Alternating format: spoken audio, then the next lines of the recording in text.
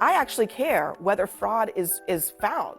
And there's Journalists no draw way, conclusions all the time. There's no way I don't to always agree with determine based on what he did, which is literally show up, knock on a door, he wasn't let in, and then he says there's fraud happening. That is, it's not fraud. Kind of 60 Minutes style journalism. No. It is. Of course it is. That's a complete misrepresentation. Exactly. Big difference. Unreal. Are you all as infuriated as I am by these leftist Democrat Party stooges who have been caught multiple times blatantly lying on behalf of their party? Yes! Yes! Yes! Now smearing citizen journalist Nick Shirley because the fraud that he's helping to uncover is inconvenient to their ideological narratives. Hit that like button, subscribe, then check this out. Tonight, the state of Minnesota is throwing cold water on viral allegations of fraud at Somali-run childcare centers. The Minnesota Department of Children, Youth, and Families says the centers at the heart of a controversial video were operating as expected when they were visited by investigators. Whew.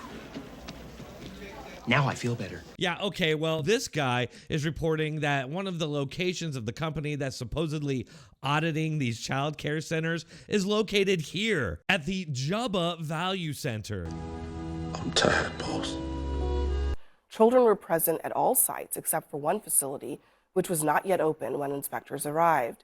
Now, the agency report comes days after YouTube content creator Nick Shirley, who's created anti-immigrant and anti-Muslim videos in the past, posted a video alleging widespread fraud.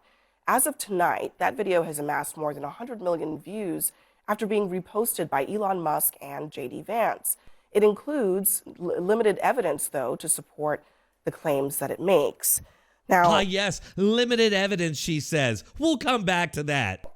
I mean, I don't know how much more I think conservatives who are very fixated on this one Nick Shirley video need to see, but the actual people who have to adjudicate whether fraud is happening are looking at these facilities and they're saying you can't just go outside of a facility, people decide not to talk to you, and then you say that there's fraud. There's actually more to a fraud determination than that. Hold on. The Minneapolis Star Tribune, the newspaper there, not a conservative blogger, went and visited the same 10 places, said only 4 of them had kids. The prosecutors say there's industrial scale fraud going on. And if you go back in time, way back to June of 2024, Keith Ellison, the Attorney General of Minnesota, who is a Democrat, prosecuted a number of people for fraud in this case. 60 defendants have already been convicted of fraud. Hold on a second. The issue is there fraud. We know that there's fraud. We know that because that fraud's been prosecuted by 2 administrations, by the Biden administration, by the Trump administration. That's a fact.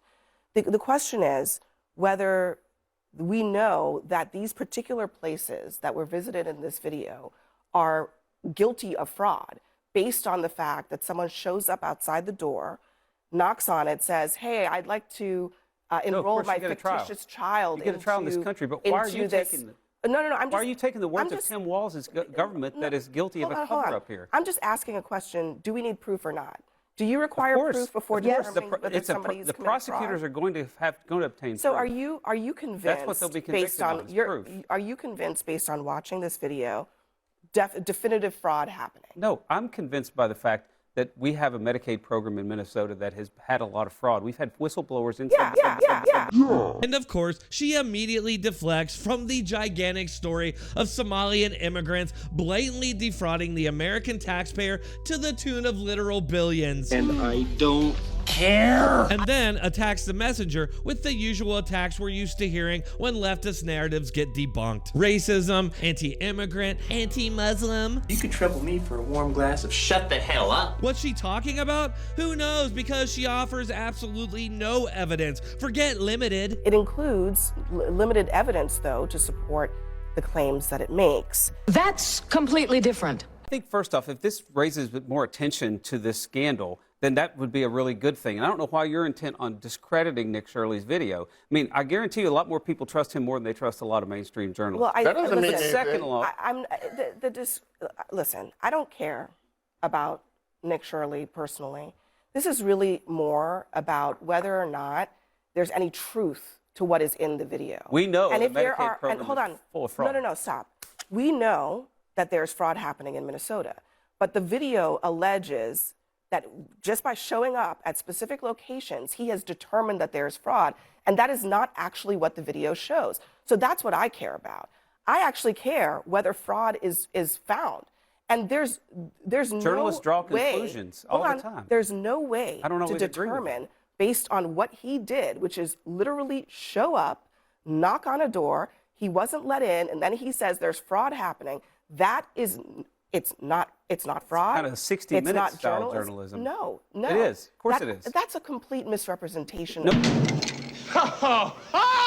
I don't understand what's happening here, other than an attempt to discredit the story and put a target on Nick Shirley, and hopefully, maybe, end a story that's going to be very damaging to the Democrats. Breaking political news out of Minnesota. Governor Tim Walz, who of course was the Democratic nominee for vice president in 2024, has ended his re-election bid for governor. He is not going to run for re-election. This comes as pressure has been growing around this widening welfare fraud scandal. Good choice. We have ample evidence over the course of the last 25 years that our so-called free press is mostly a tool of the left and Democrat Party. Nick Shirley is an actual journalist, and quite frankly, who the hell is going to care what a bunch of proven liars think a real journalist is? There is quite clearly something going on with Somalians and daycares, both in Minnesota and in my hometown of Columbus, Ohio. And as I pointed out in the last video, CNN has themselves shown up to an elderly citizen's private home and accused them of working for Russia based on memes they posted. Involved or not, that to me is the least important thing. But they were involved with you. Did you guys know that? They weren't involved with us. Just make sure that you report it correctly, But you guys were involved with being patriotic, right? Very, very patriotic, but not... Being Patriotic was the group that contacted and helped organize some of these activities that you posted on your own Facebook account. Those were legitimate. Those were Russians. They were not Russians. I don't go with the Russians. That group was Russian.